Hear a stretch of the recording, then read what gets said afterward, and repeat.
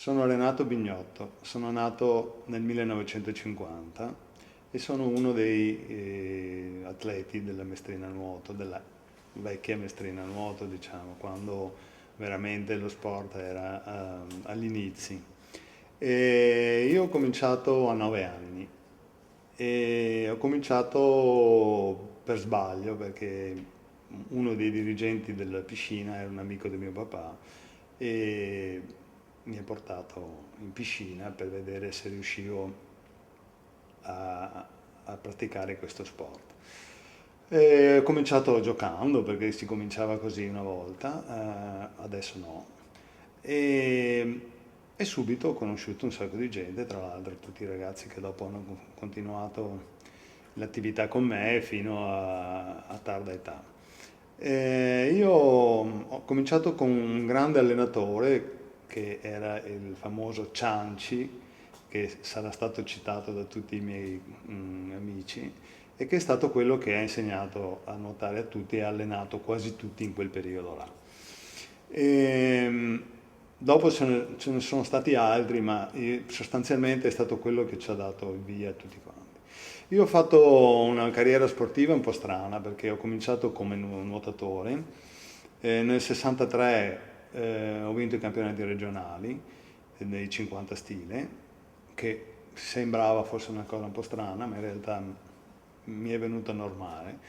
E poi ho continuato sia a nuotare che a fare anche pallanuoto, perché all'età di 15 anni mi hanno chiamato in squadra perché ero uno di quelli che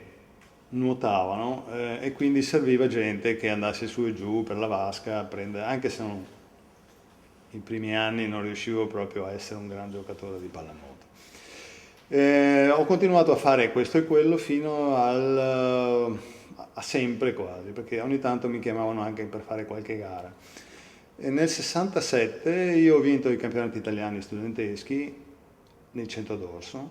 e sono arrivato in finale ai campionati italiani di categoria sempre nel 100 dorso. Dopodiché ho abbandonato un po' di più il nuoto e ha preso corpo in pratica l'attività sportiva nella pallanuoto. È chiaro che in quel periodo là c'era il cambio generazionale tra i vecchi giocatori che hanno fatto la storia un po' della mestrina, ma che cominciavano a essere proprio da rottamare, diciamo, si usa adesso così, no? E, e siamo entrati noi, io, Edoardo, Ferrin e tutta quella gente là, anche il nostro portiere che avete visto prima, e abbiamo cominciato un nuovo ciclo, un nuovo corso, portando la squadra, soprattutto eh, il gruppo, perché eravamo un gruppo molto forte e affiatato,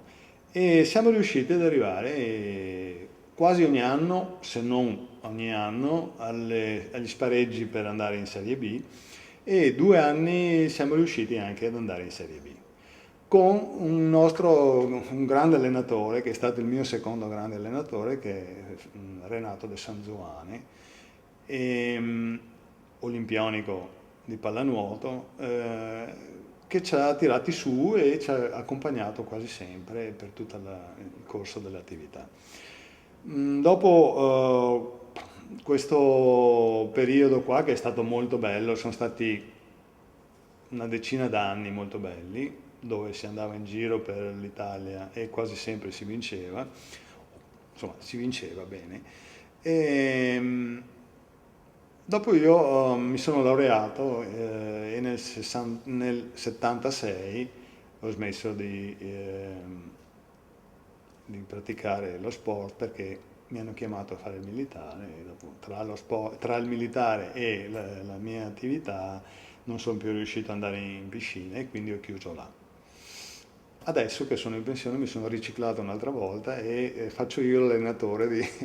delle squadrette un po' più piccoli, dei più piccolini a Preganziol, dove abito adesso,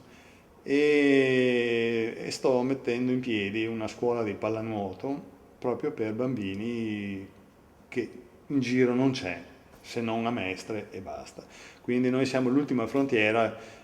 perché da Treviso in poi non esiste più fino a Pordenone, Trieste e così via. Quindi stiamo cercando di rivalutare un po' sta pallanuoto che non è mai, anche se è stato uno degli sport in Italia che ha vinto di più,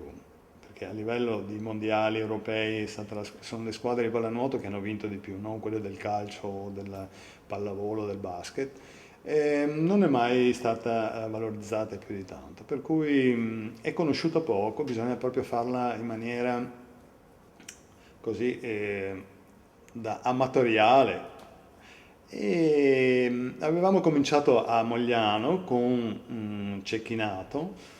eh, e avevamo due squadre, nel giro di 3 anni avevamo messo in piedi due squadre, adesso purtroppo la piscina di Mogliano ci ha spedito via perché non crede comunque nella pallanuoto come tantissime altre piscine e ci ha gentilmente messo alla porta. Con chiaramente un disagio per tutti i ragazzi che frequentavano queste due squadre e tutti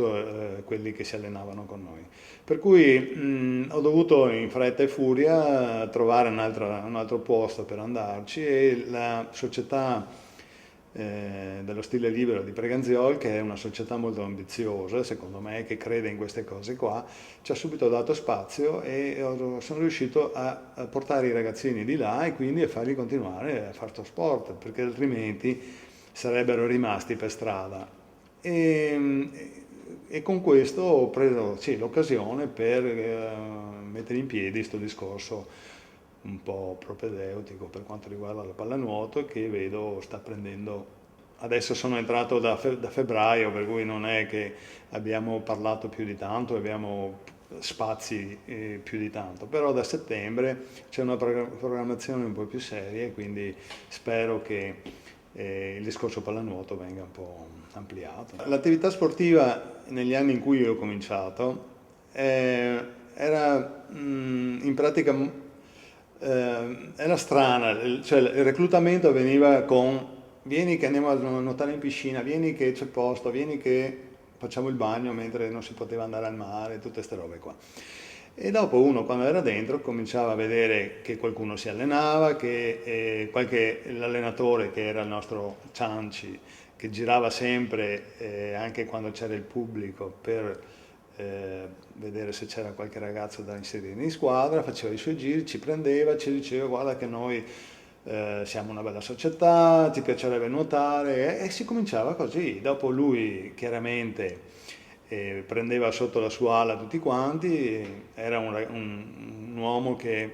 tecnicamente forse non era un grande allenatore, però era un grande stimolatore e quindi riusciva a tirar fuori il buono da tutti quanti quelli che aveva. E, e abbiamo cominciato così, quasi tutti. Quindi dopo, rimanendo dentro, chiaramente si continua, il gruppo si fa sempre più forte, si cominciano a fare le gare, si comincia a nuotare. Noi nuotavamo con i primi costumi, quelli di lana, e dopo sono arrivati i primi costumi, quelli nylon, che venivano dall'America, dalla Germania. Allora c'era la guerra a comprarsi il costume anche a casa perché costavano e quindi a casa bisognava fare pressione sui genitori per avere il costume, dopo quando avevamo il costume bisognava tenerlo bene per non consumarlo, cioè c'era tutto un mondo che adesso i ragazzi di adesso non conoscono e molto probabilmente neanche si immaginano cosa poteva essere solo il fatto di avere un costume nuovo e vabbè, insomma, comunque era così. Le manifestazioni sportive a cui ho partecipato e che sicuramente sono state quelle cioè, sono state fondamentali per me, sono quelle del 1967, quando ho vinto i campionati italiani, sono andato in finale, è stato l'anno in cui insomma non ce n'era per nessuno, pur avendo, ripeto, noi eravamo